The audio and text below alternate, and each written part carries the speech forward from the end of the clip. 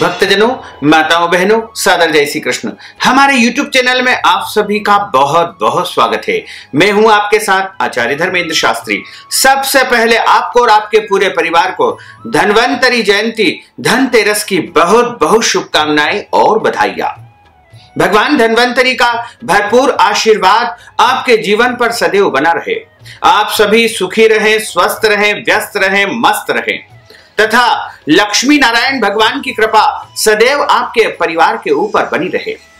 भक्तजनों, आज हम आपको धनतेरस के विषय में बताने जा रहे हैं। धनतेरस का शुभ मुहूर्त क्या रहेगा तथा धनतेरस आपको कब मनाना चाहिए, क्योंकि इस बार कई पंचांगों में धनतेरस अलग अलग प्रकार से बताई है। कुछ पंचांगों में 12 नवंबर 2020 गुरुवार के दिन धनतेरस बताई है। वहीं कुछ पंचांगों में 13 नवंबर 2020 शुक्रवार को धनतेरस बताई है। कार्तिक माह के कृष्ण पक्ष की त्रयोदशी तिथि को धनतेरस के रूप में मनाया जाता है। इस दिन भगवान धन्वंतरी अमृत कलश लेकर के समुद्र मंथन के माध्यम से प्रकट हुए थे तथा इस पृथ्वी पर उन्होंने अमृत का आदान प्रदान किया था। संसार में जितनी भी औषधियां हैं और जितने भी अमृत तत्व है, यानी जिससे व्यक्ति को पुनर्जीवन मिलता है, वो सभी औषधियों के स्वामी भगवान धन्वंतरी माने जाते हैं। और धनतेरस के दिन धन्वंतरी भगवान का विशेष पूजन अर्चन किया जाता है। चूंकि भगवान धन्वंतरी अमृत कलश जो कि पात्र का लेकर के प्रकट हुए थे, इसलिए इस दिन पात्र खरीदने की परंपरा है, धातु खरीदने की विशेष परंपरा है। इस दिन जो मनुष्य धातु की खरीदी करता है या फिर सोना चांदी के आभूषण खरीदता है, उसके घर में सुख शांति समृद्धि का वास होता है। इसी के साथ में पूरे वर्ष में एक दिन ऐसा होता है जिस दिन यमराज के लिए दीपदान किया जाता है, यानी अकाल मृत्यु से रक्षा के लिए, परिवार की लंबी आयु के लिए यमराज के लिए दीपदान किया जाता है। इसी के साथ माता महालक्ष्मी तथा भगवान का पूजन भी किया जाता है और कुबेर भगवान की प्रसन्नता के लिए इस दिन विशेष पूजन अर्चन तथा आराधना की जाती है। धनतेरस बड़ा ही महत्वपूर्ण त्योहार होता है। इस दिन का हम सभी बड़ी बेसब्री से इंतजार करते हैं, लेकिन इस बार धनतेरस अलग अलग पंचांगों में अलग अलग दिन बताई है। लेकिन हम आपको बता दें कि धनतेरस एक ऐसा पर्व है जो प्रदोष व्यापिनी त्रयोदशी तिथि में मनाना चाहिए। साथ ही उदयकालीन त्रयोदशी तिथि जिस दिन हो उस दिन धनतेरस मानना चाहिए। इस बार त्रयोदशी तिथि का प्रारंभ 12 नवंबर की रात 9:30 से होगा, जो कि 13 नवंबर की शाम को 6 बजे तक त्रयोदशी तिथि रहेगी। यानी 12 नवंबर की रात 9:30 से धनतेरस प्रारंभ हो रही है, जो कि 13 नवंबर को शाम को 6 बजे तक धनतेरस रहेगी। यानी उदया तिथि के अनुसार यदि हम देखें तो वो 13 नवंबर 2020 शुक्रवार के दिन ही धन त्रयोदशी यानी धनतेरस का महापर्व रहेगा।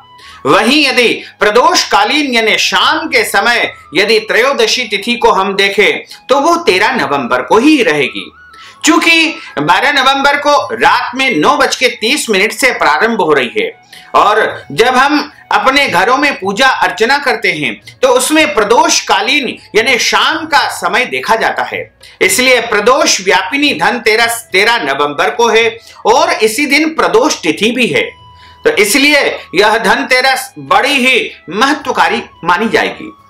क्योंकि कई लोग अनेक पंचांगों के अनुसार 12 नवंबर को भी धनतेरस मनाएंगे। 12 नवंबर को भी आप मना सकते हैं, क्योंकि रात्रि व्यापिनी जो त्रयोदशी तिथि है वो 12 नवंबर को है और सूर्योदय व्यापिनी तथा प्रदोष व्यापिनी जो त्रयोदशी तिथि है वो 13 नवंबर को है। तो आप यदि हमारे मत के अनुसार धनतेरस मनाना चाहते हैं तो आपको 13 नवंबर 2020 शुक्रवार को ही धनतेरस का महापर्व मनाना चाहिए। यदि आप 12 नवंबर को भी धनतेरस का पर्व मनाते हैं तो कोई दोष नहीं है, क्योंकि रात्रि व्यापिनी धनतेरस है, इसलिए आप 12 नवंबर को भी मना सकते हैं और 13 नवंबर को भी मना सकते हैं। लेकिन विशेष करके हम आपको यह सलाह देंगे कि आप 13 नवंबर को यदि धनतेरस का पर्व मनाएंगे तो अति उत्तम रहेगा। धनतेरस के जो शुभ मुहूर्त रहेंगे वो इस प्रकार रहेंगे।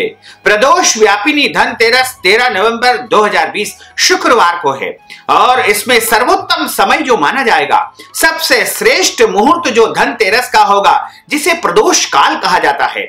और प्रदोष काल में ही माता महालक्ष्मी का आगमन हमारे घर में होता है।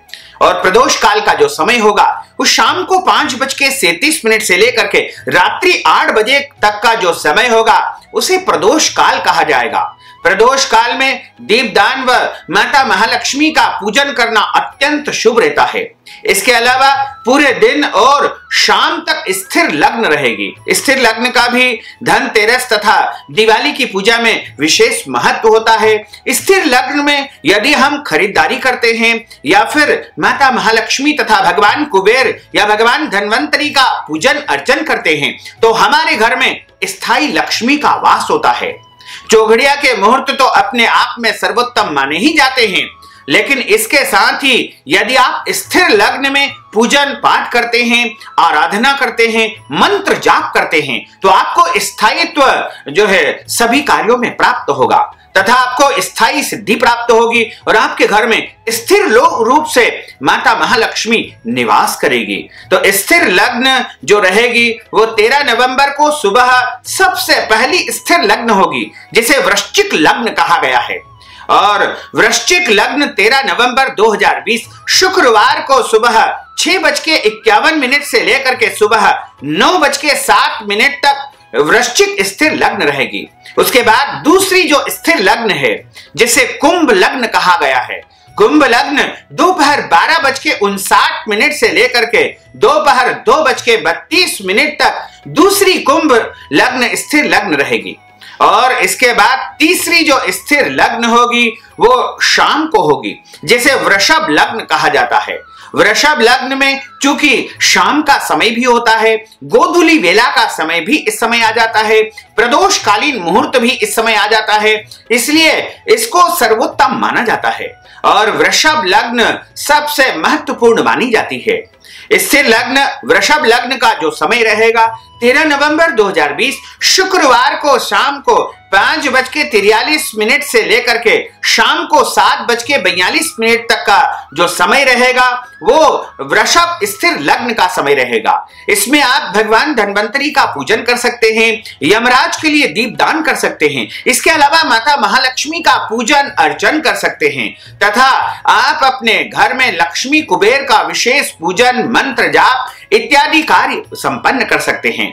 यदि आप चाहें तो इन मुहूर्तों में धनतेरस की खरीदारी भी कर सकते हैं, जैसे आभूषण खरीदना, नई वस्तु खरीदना, नया वाहन खरीदना, नया घर खरीदना, नया एग्रीमेंट करना या फिर नया अनुबंध करना या फिर नया पदभार ग्रहण करना या कोई भी आप अपने जीवन से संबंधित शुभ और मांगलिक कार्यक्रम यदि आप संपन्न करना चाहते हैं तो इन मुहूर्तों में आप संपन्न कर सकते हैं। तो निश्चय ही आपके घर में सुख शांति समृद्धि होगी। इसके अलावा घर परिवार में स्थायी लक्ष्मी की प्राप्ति होगी।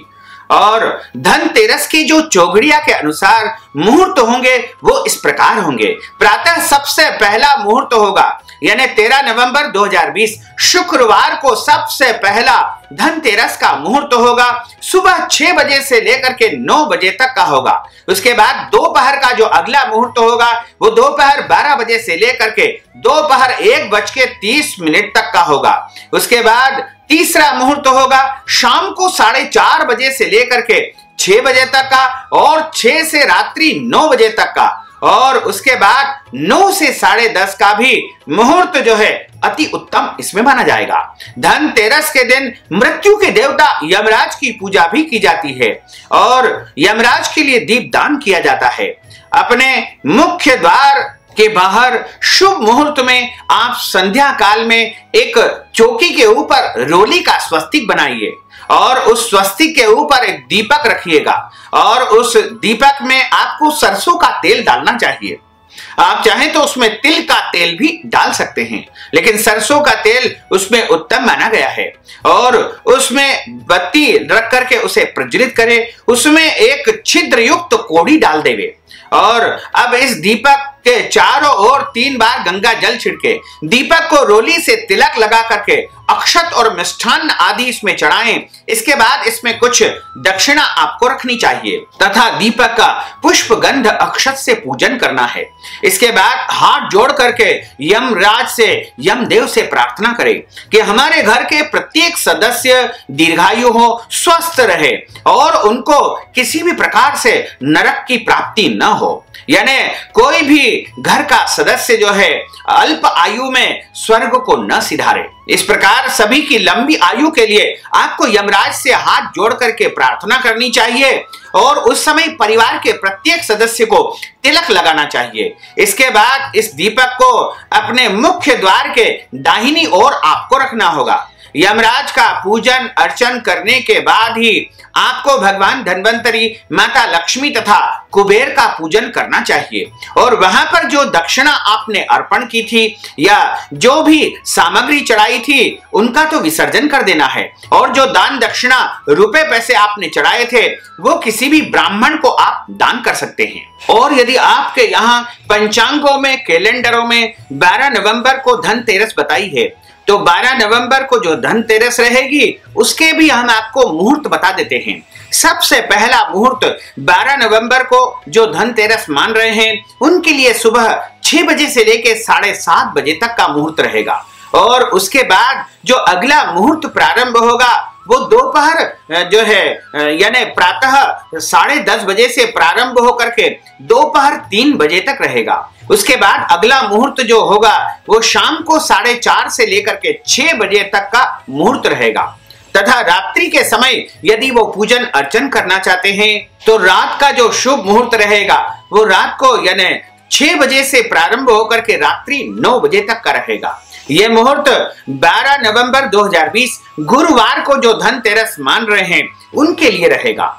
इन दोनों दिनों में से आप किसी भी दिन पूजन अर्चन करेंगे तो अति उत्तम रहेगा, लेकिन हमारी सलाह के अनुसार हम आपको पुनः बता दें कि 13 नवंबर 2020 को प्रदोष व्यापिनी धनतेरस है, इसलिए उसी दिन आपको धनतेरस का महापर्व मनाना चाहिए। धनतेरस के दिन आपको यदि पूजन अर्चन करना है अपने घर में तो आप अपने पूजा स्थल पर या अपने घर के पूर्व दिशा में स्वच्छ भूमि को लीप करके या पोछा लगा करके आपको वहां पर चौक बनाना चाहिए, चौक पूरना चाहिए। चौक हल्दी का हो सकता है, आटे का भी आप बना सकते हैं या रंगोली का आप बना सकते हैं। उसके ऊपर आपको लाल या पीला कपड़ा बिछाना चाहिए तथा उसके ऊपर आपको माता महालक्ष्मी, कुबेर और भगवान धन्वंतरी के निमित्त सुपारी रख सकते हैं या उनका चित्र या उनकी मूर्ति हो तो उनकी भी आप स्थापना कर सकते हैं तथा गौरी गणेश और उनके सीधे हाथ की तरफ गेहूं या चावल की ढेरी लगा करके उसके ऊपर तांबे का या मिट्टी का या अन्य कोई कलश आप स्थापित करें तथा कलश के ऊपर आम के पत्ते 5 या 7 तथा 11 आप रख देवे और आम के पत्तों के ऊपर आपको नारियल यानी श्रीफल रख देना चाहिए तथा यदि आप सबसे पहले पूजन आरंभ करते हैं तो एक पूजन की थाली आपको तैयार करना होगी और उस थाली में रोली, चावल, हल्दी, मेहंदी, अबीर, गुलाल, सिंदूर, कपूर, कलावा, जनेऊ जोड़ा, पुष्प और लौंग, इलायची, पान, फल, सुपारी, नैवेद्यम और ये सब पूजा की सामग्री आप रख करके तैयार करें और एक जल का लोटा अपने सामने रखिएगा तथा सबसे पहले आपको समस्त वस्तुओं के ऊपर गंगा जल प्रोक्षण करना चाहिए, गंगा जल छिड़कना चाहिए और उसके बाद आपको स्वयं को 3 बार आचमन करना चाहिए। आचमन करते समय आपको ओम केशवाय नमः, ओम नारायणाय नमः, ओम माधवाय नमः इस प्रकार 3 बार आपको आचमन करना होगा तथा आचमन करने के बाद आप जो है अपने मस्तक पर स्वयं तिलक लगाएं, क्योंकि जब हम देवी देवताओं का पूजन अर्चन करते हैं तो सबसे पहले अपने मस्तक पर तिलक लगाना चाहिए। देवो भूत्वा देवम यजेत, यानी किसी भी देवता की पूजा और आराधना करने के पहले हमको स्वयं को अपने मस्तक पर तिलक लगाना चाहिए तथा रक्षा सूत्र अपने दाहिने हाथ में बांधना चाहिए और जो विवाहित महिलाएं होती है उनको अपने उल्टे हाथ में रक्षा सूत्र बांधना चाहिए और जो कुंवारी कन्याएं होती है उनको अपने उल्टे हाथ में जो है सीधे हाथ में कुंवारी कन्याओं को रक्षा सूत्र बांधना चाहिए और अन्य सभी महिलाओं को जो है अपने उल्टे हाथ में रक्षा सूत्र बांधना चाहिए। इस प्रकार पूजन आप प्रारंभ करें तथा आप सबसे पहले दीपक वहां पर प्रज्वलित करें और दीपक प्रज्वलित करने के बाद दीपक का पूजन करें और दीपक का पूजन करने के बाद आप भगवान सूर्य नारायण का और चंद्र नारायण का पूजन करें तथा नवग्रहों का ध्यान करके और आकाश मंडल की ओर एक पुष्प आपको अर्पित करना चाहिए तथा हाथ में जल, सुपारी, चावल, पुष्प और कुछ पैसे रख करके संकल्प करने चाहिए। धनतेरस की पूजा का संकल्प इस प्रकार रहेगा, 3 बार आपको विष्णु विष्णु का उच्चारण करना है और उसके बाद आप कहिएगा कि आज कार्तिक माह के कृष्ण पक्ष की त्रयोदशी यानी धनतेरस का पूजन अर्चन हम संपन्न करने जा रहे हैं। माता महालक्ष्मी, भगवान कुबेर तथा भगवान धन्वंतरी का भरपूर आशीर्वाद हमारे जीवन पर बना रहे तथा भगवान यमराज की भी कृपा हमारे ऊपर सदैव बनी रहे। इस प्रकार मेरा नाम यह है, मेरा गोत्र यह है, आप अपना नाम गोत्र बोल करके भगवान के सामने वो संकल्प अर्पण कर दीजिएगा और उसके बाद सबसे पहले आपको पूजन करना है गौरी गणेश का।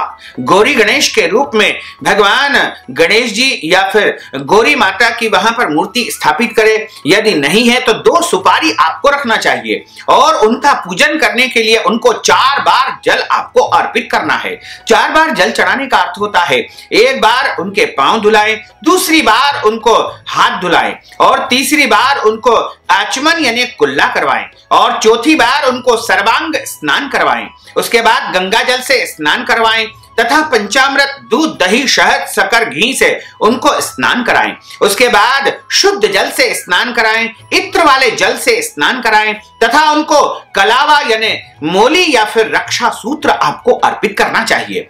और जो पुरुष देवता होते हैं उनको यज्ञोपवीत यानी जनेऊ चढ़ाया जाता है और उसके बाद उनको चंदन या कुमकुम का तिलक लगाना चाहिए और उसके बाद उनको पुष्प अर्पित करना चाहिए तथा गणेश जी को दूर्वा चढ़ाना चाहिए और माता गौरी जी को बिल्व पत्र चढ़ाना चाहिए और उसके बाद उनको सर्व सौभाग्य द्रव्य यानी हल्दी, मेहंदी, अबीर, गुलाल इत्यादि वस्तु सिंदूर के साथ में और पुष्प के साथ में उनको अर्पित करनी चाहिए तथा धूप और दीप उनको प्रदर्शित करना चाहिए और धूप और दीप दिखाने के पश्चात हाथ धोना है। हाथ धोने के बाद में उनके सामने नैवेद्य आप रख दीजिएगा। जो नैवेद्य आपने घर में तैयार किया है, जो मिठाई आपने उनके लिए तैयार की है, उसका नैवेद्य उनके सामने रख दीजिएगा और उसी समय आपको फल भी रख देना है तथा पूंगी फल तांबूल यानी पान का बीड़ा भी आपको वहां पर रख देना चाहिए और उसके बाद उनको द्रव्य दक्षिणा के रूप में कुछ पैसे अनिवार्य रूप से चढ़ा दीजिएगा। उसके पश्चात उनको जो है आप प्रार्थना करें। इसी प्रकार जो है कलश का पूजन करना है तथा भगवान धन्वंतरी का भी पूजन आपको करना चाहिए और इसी प्रकार आपको भगवान कुबेर तथा माता महालक्ष्मी का भी पूजन करना चाहिए और सभी देवी देवताओं का पूजन करने के बाद आपको आरती का गान करना चाहिए। माता लक्ष्मी की आप आरती गा सकते हैं या भगवान विष्णु की आरती भी आप गा सकते हैं। क्योंकि माता महालक्ष्मी का अकेली कभी भी पूजन नहीं करना चाहिए, उनके साथ विष्णु का पूजन अनिवार्य रूप से करना चाहिए क्योंकि जब हम माता महालक्ष्मी का भगवान विष्णु के साथ में पूजन करेंगे तो हमारे घर में लक्ष्मी जी स्थायी रूप से निवास करेगी और यदि हम अकेली लक्ष्मी जी का पूजन करेंगे तो वो कभी भी हमारे घर से चली जाएगी और अपने स्वामी भगवान विष्णु के साथ में रमण करेगी। इसलिए ध्यान रखिएगा कि आप लक्ष्मी विष्णु का संयुक्त रूप से पूजन अवश्य करें ताकि आपके घर में स्थायी लक्ष्मी का वास हो और उनकी आरती करके उनसे क्षमा प्रार्थना कर लेवे। चूंकि आपके द्वारा और मनुष्य के द्वारा कई प्रकार की पूजा में गलतियां हो जाती है, त्रुटि हो जाती है। प्रभु तो दयालु होते हैं, प्रभु कृपालु होते हैं और बिना सामान के, बिना वस्तु के कई बार हमको पूजन करना होता है। कई ऐसी सामग्री है जो हमको बाजार में उपलब्ध नहीं हो पाती है या फिर हम बाजार से नहीं ला पाते हैं। तो इन सब के लिए हमको सर्वे अभावान अक्षतान समर्पयामि, माता महालक्ष्मी से सब वस्तुओं की निमित्त अक्षत आप चढ़ा सकते हैं तथा क्षमा प्रार्थना उनसे कर सकते हैं और उनसे कहिएगा कि हम आवाहन नहीं जानते हैं, हम आपका जो है पूजन नहीं जानते हैं, हम आपका विसर्जन नहीं जानते हैं और हम तो जो है अज्ञानी है, हम कुछ भी नहीं जानते हैं और हमारे पास जिस प्रकार का ज्ञान था, जिस प्रकार की बुद्धि थी, जिस प्रकार का हमारे पास सामर्थ्य था, उसी प्रकार हमने आपकी पूजा अर्चना की है। तो हे प्रभु, आपसे अनुरोध है कि हमारी इस पूजा को आप स्वीकार करें और हमारे पूरे परिवार के ऊपर आप कृपा दृष्टि बना करके रखें।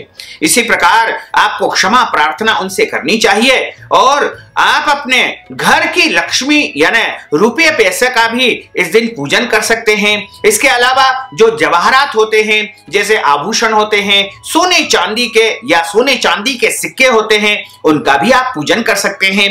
और जो सामग्री आप बाजार से खरीद करके लाए हैं, जैसे लक्ष्मी गणेश की मूर्ति लाए हैं या फिर आप दक्षिणावर्ती शंख लाए हैं या फिर आप कौड़ी खरीद करके लाए हैं या फिर आप गोमती चक्र लेकर आए हैं या कमल गट्टे की माला लाए हैं या फिर 7 मुखी रुद्राक्ष आप लेकर आए हैं या धनिया आप लेकर आए हैं या फिर आप जो भी वस्तु खरीद करके लाए हैं, उन सब का पूजन करके आपको धन रखने के स्थान पर अपने लाकर में उन सब की स्थापना धनतेरस की रात्रि में पूजन अर्चन के बाद कर देनी चाहिए। ये पूजन अर्चन में जो आपने स्थापना की है, उसमें जो पैसे आदि चढ़ाए जाते हैं वो किसी ब्राह्मण को आप दान कर सकते हैं और जो प्रसाद आपने वहां पर चढ़ाई है वो पूरे परिवार में प्रसाद के रूप में आप बांट सकते हैं।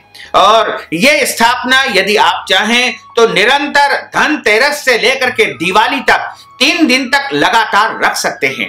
और यदि आपके घर में इस प्रकार की स्थापना रखने की व्यवस्था नहीं है और नहीं रख सकते हैं, तो आप जो है धनतेरस के अगले दिन उनको उठा भी सकते हैं, क्योंकि इस बार धनतेरस जो है 13 नवंबर को है। 13 नवंबर शुक्रवार को धनतेरस है और 14 नवंबर को शनिवार को दीपावली है। इसलिए आप उस स्थापना को यदि स्थापित रखे रहने देंगे तो बहुत ही अच्छा रहेगा। इसलिए आप प्रयास करें कि जो स्थापना आपने धनतेरस के दिन की है वो दिवाली तक स्थापित रहे और दिवाली के अगले दिन सुबह प्रतिपदा के दिन यानी गोवर्धन पूजा के दिन आप उस स्थापना को वहां से उठा करके और अपने भगवान के देव स्थान में सभी वस्तुओं को रख दे और वहां पर चढ़ाई हुई वस्तु ब्राह्मण को दान करना चाहिए। और प्रसाद जो भोग लगाया है वो परिवार के रूप में, सभी प्रसाद के रूप में पूरा परिवार ग्रहण कर सकता है। इस प्रकार यदि आप पूजन अर्चन करेंगे तो निश्चय ही आपके घर में स्थायी लक्ष्मी का वास होगा, भगवान धन्वंतरी की कृपा होगी तथा भगवान कुबेर की भी अवश्य ही कृपा होगी। तो भक्तजनों, माताओं बहनों, आपने ज्ञानवर्धक जानकारी प्राप्त की है। यदि आप दान दक्षिणा प्रदान करना चाहते हैं, कार्तिक के निमित्त या धनतेरस के निमित्त कोई भी द्रव्य दक्षिणा यदि आप प्रदान करना चाहते हैं, तो आप हमारे पेटीएम के माध्यम से, गूगल पे के माध्यम से, फोन पे के माध्यम से या अकाउंट नंबर के माध्यम से धनराशि पहुंचा करके धनतेरस का या कार्तिक महीने का पुण्य फल प्राप्त कर सकते हैं। साथ ही आपसे अनुरोध है कि इस ज्ञानवर्धक वीडियो को अधिक से अधिक लोगों को शेयर करिएगा, लाइक करिएगा, कमेंट करिएगा और यदि अभी तक आपने सब्सक्राइब नहीं किया तो अभी और इसी समय सब्सक्राइब अवश्य कर लीजिए। आपको और आपके पूरे परिवार को सादर जय श्री कृष्ण, सादर धन्यवाद।